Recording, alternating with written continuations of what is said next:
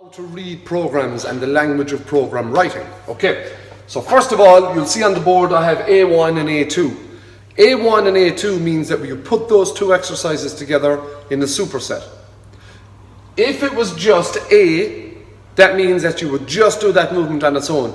And it would be A, then down to B, then down to C. But anytime you see a letter and the same letter underneath it with 1, 2, 3, that will indicate a superset. If you see A1, A2, A3, that will be a triset, and so forth. So A1 and A2 means that we group these two movements together into a superset, which means you do pull up, then you do dip, then you take your break. So A1 is pull up, A2 is dip.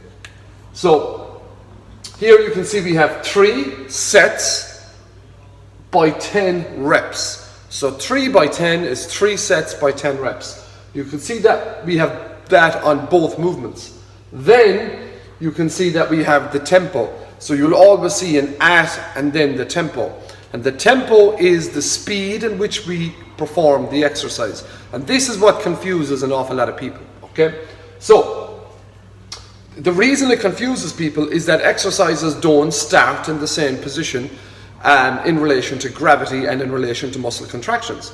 So for argument's sake, a deadlift will start with you pulling from the floor up, which is a concentric contraction, whereas a back squat will start with you dropping towards the floor, which is an eccentric contraction.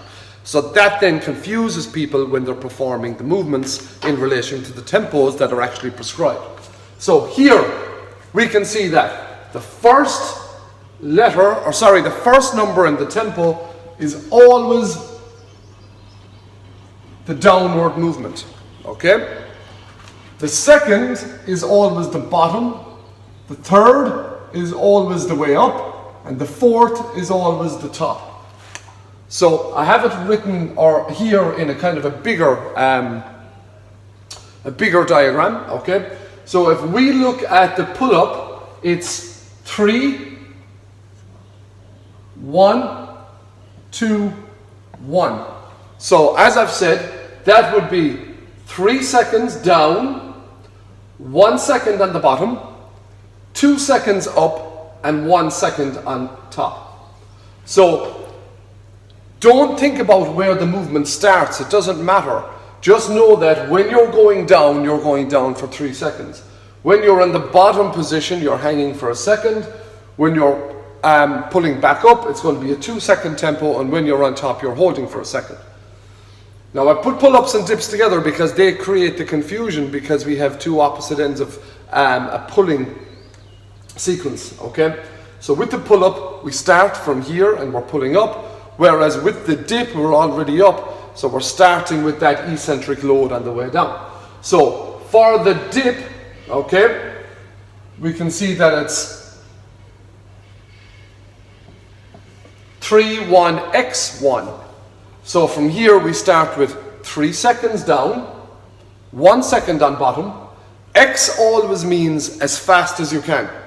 So it means that you want to move as quickly as you can to finish the movement, and you have 1 second on top.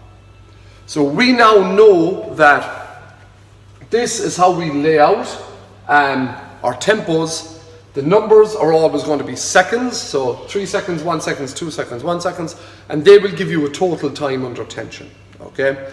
So I hope that clears that up a small bit, and that you now have a very good understanding of how to read programs, especially the tempos, not just my programs, but any programs that are written for you or that you're going to be exposed to during your training career.